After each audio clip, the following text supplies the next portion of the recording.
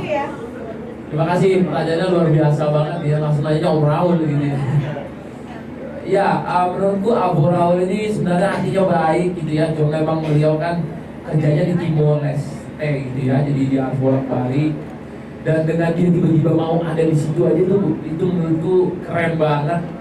Karena kalau menurutku kalau Abu Raul yang ada di situ tuh ada yang kurang nanti gitu ya. Jadi dengan adanya Abu Raul itu menurutku luar biasa yang akan menjadi yang selalu kita ingat, karena bagaimanapun Abu itu suaminya Jimmy Kade, kakeknya Amina juga, dan Amina juga sering nyebut namanya Abu gitu ya. Dan senang Abu bisa ada di situ, walaupun ngumpulin semua itu susah. Kalau katanya susah apa gampang, susah banget kalau menurutku, karena harus nyatuin jadwalnya 3 pasang langsung dengan 6 profesi berbeda gitu ya, yang punya kesibukannya, punya panggungan masing-masing, punya kerjaan masing-masing. Tapi alhamdulillah udah dapat ketemu satu hari yang semuanya bisa ada di situ, dan menurutku itu satu hal yang gak gampang, tapi alhamdulillah terjadi di lagu Messi. Ya kalau ditanya paling susah, tadi semuanya susah. Gak ada yang gampang karena semuanya kan punya kerja gitu ya. Alhamdulillah orang tua aku semua masih produktif dan keren-keren gitu. Kalau ditanya tadi nangis, aku waktu ngefotoin aja pas lagi syuting tuh mataku udah gak kuat gitu ya. Ya Allah, ini dream come true banget buat aku gitu ya. Walaupun bagaimanapun, mau kita kayak gimana pun, tetap orang tua itu akan selalu ada, punya sisi sendiri gitu. Jadi kalau orang tua itu ada di samping kita di saat momen-momen kita, itu akan mungkin apa ya, nggak bisa dibayangin. Kalau merindingnya mata itu kayaknya nggak kuat gitu ya. Waktu aku perfotoan, ya Allah, ini bisa terjadi. Makanya aku pernah tulis, ini mimpi yang jadi nyata banget gitu ya, dari aku nikah. Karena walaupun bagaimanapun saat pandemi itu aku ngurusin semua pernikahanku sendiri, tiba-tiba di situ bersama untuk menyambut Azura. Ini obat banget buat hatiku yang udah lama gitu ya. Jadi aku sangat-sangat bangga sama ketiga pasang orang tuaku yang, dan pandemi kita usai dan semuanya bisa di sini. Ini akan menjadi apa ya, contoh cerita yang baik juga buat Azura dan Aina. Nambah lagi ya, ngumpulin 6 orang aja udah menurutku berat ya. Tapi kalau ngumpulin tante-tantenya dari aku aja kan 11 bersaudara ya. Jadi 10 orang tambah dari Bunda Asanti sama Pipi 2, dari ada Azriel, terus dari Gemi ada 2 lagi, Gemi sama Abu Raul. Berapa tuh ini ya? 15 ada ya.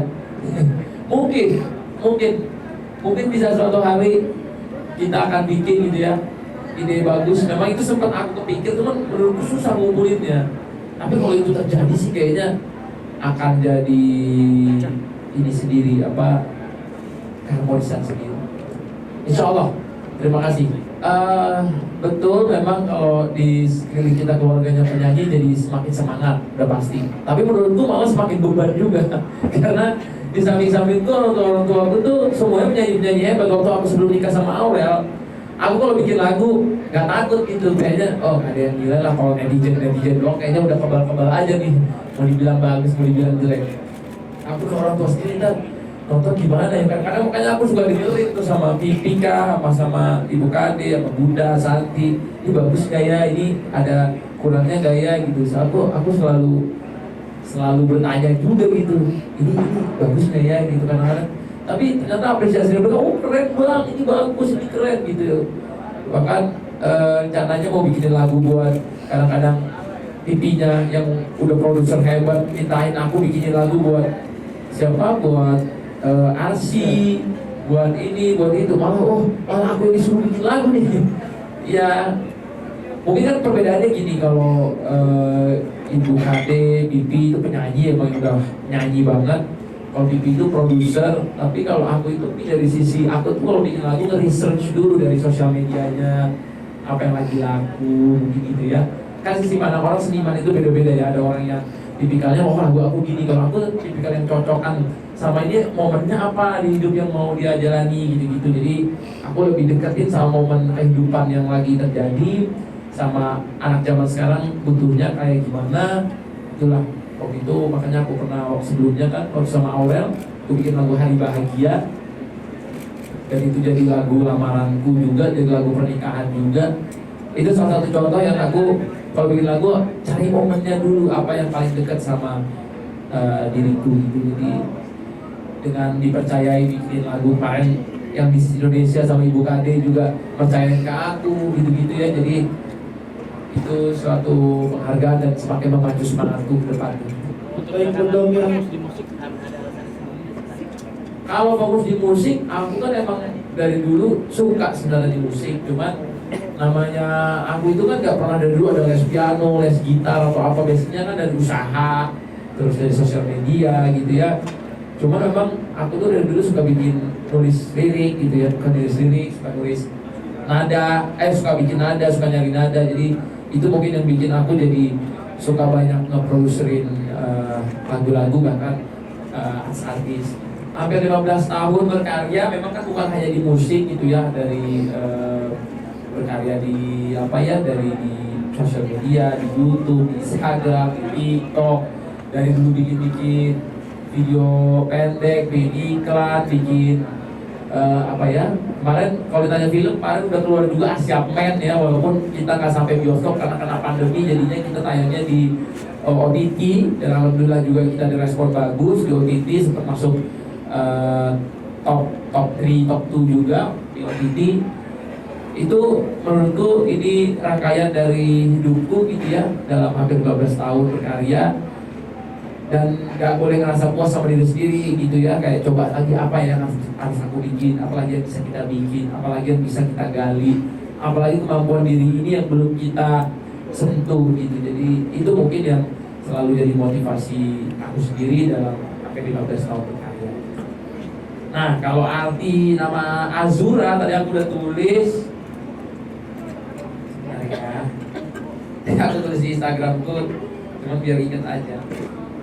Kalau Azuranya sendiri aku udah ingat, itu pasti itu artinya langit yang biru, dan pengennya dia jadi penyejuk gitu ya buat kami semua, karena di kita ini mungkin banyak yang punya passionnya tinggi, ininya tinggi, itu tinggi. Nah, Azura ini datang jadi penyejuk buat semuanya, menjadi warna sendiri di keluarga kami. Dan juga Azura ini aku sempat riset sebelum kasih nama, dia ini nama anak Nabi Adam sallallahu alaihi wasallam, anak manusia pertama, dan suaminya ini adalah Nabi kedua gitu, yang waktu itu Nabi Adam itu sedih sekali karena kehilangan anaknya yang namanya Habil. Kalau semua teman-teman pernah dengar cerita Qabil dan Habil, yang Habil dibunuh sama Qabil. Nah, Nabi Adam itu sedih banget sampai akhirnya dia punya anak namanya Syith, Nabi Syith. Nah, Nabi Syith ini menikah, dia termasuk anak Nabi Adam yang paling baik, yang menghasilkan keturunan yang baik. Dia menikah dengan Azura ini. Nah, Ibu Azura ini yang melahirkan banyak keturunan baik, sampai keturunannya banyak para nabi. Jadi sama kayak nama Aminah, karena dia melahirkan, itu adalah ibu Nabi Muhammad yang melahirkan manusia paling mulia di muka bumi. Azura itu adiknya, banyak melahirkan dari keturunannya, melahirkan banyak manusia-manusia yang mulia. Jadi itu doa sebenarnya buat anakku, semoga dia bisa jadi perempuan yang bisa menjaga abadnya, bisa menjaga namanya, baiknya, akhlaknya, mulianya gitu, dan bisa nanti one day dia menjadi ibu yang baik buat anak-anaknya, walaupun itu masih jauh ya. Itu doa dari ayah. Nah, kalau Humaira ini, jadi memang bedanya Aminah itu waktu lahir dia agak biru. Kalau Azura ini lahirnya merah banget, merah banget. Aku sampai, dong ini gak apa-apa kulitnya kok semerah ini. Iya, berarti nanti katanya nanti putih, aman. Cuma memang aku kan punya eksim ya, kulitku itu. Jadi Aminah itu kena eksim waktu itu di kaki, terus beberapa kali di leher. Nah, ini Azura emang suka merah-merah di mukanya, karena memang ada selain kulitnya sensitif, terus emang kulitnya merah ternyata. Badannya juga kulitnya katanya seminggu lagi sih nanti hilang. Cuman nah, dari merah ini kan aku sempat ingat nama istri Nabi itu dipanggil Siti Aisyah Humairah, yang artinya kamera merah. Jadi itulah kenapa nama keduanya Humairah, karena dia lahirnya merah. Humairah ini nama yang artinya bagus, bijaksana, kasih sayang, cinta sesama. Itu doa-doa yang ada di nama itu.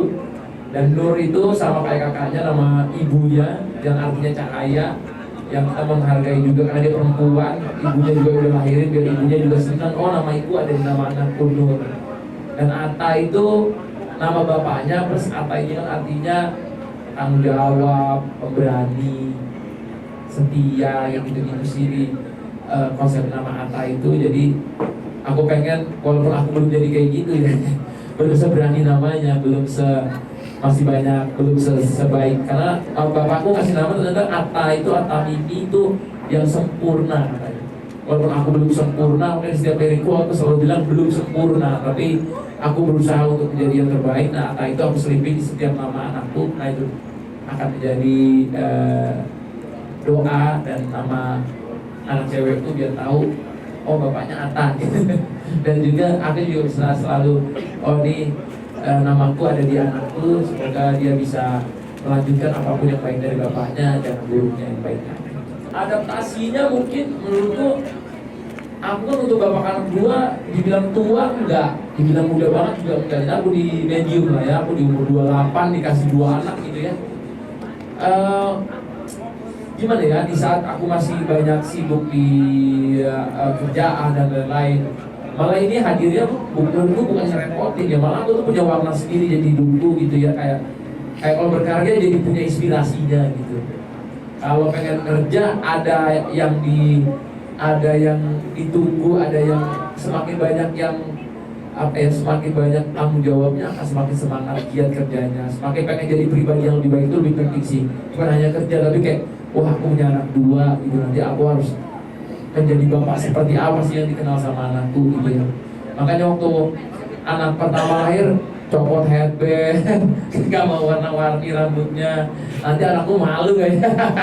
Jadi aku kadang-kadang mikir, aduh nanti anakku, jadi aku pendewasaan juga gitu. Kalau dulu orang bilang kamu akan dewasa ketika kamu punya keluarga gitu. Nah sekarang aku ngerti gimana caranya kita jadi dewasa itu, karena kita berpikir bukan hanya buat diri kita, buat istri, buat anak, dan juga gimana mereka mencontohi kita gitu ya. Jadi walaupun mungkin dulu punya banyak kesalahan, punya banyak hal-hal yang nggak baik, tapi insya Allah pas semenjak anakku ada, pengen usaha di setiap hari punya azan sendiri. Tuhan, kayaknya aku harus kayak gini, harus gitu, harus gini. Ada ini sendiri gitu, ada yang muncul dari diri sendiri sejak punya anak 1 bahkan sekarang anak 2. Jadi itulah coba adaptasiku, dan gimana sekarang caranya ngebagi. Ini adaptasi juga, ngebagi kasih sayangnya. Kemarin aku kira kalau punya anak kedua sayangnya sama adiknya dulu, karena adiknya lebih kecil kan, bungsu masih baik. Tapi orang bilang kasihan juga, malah adiknya belum ngerti.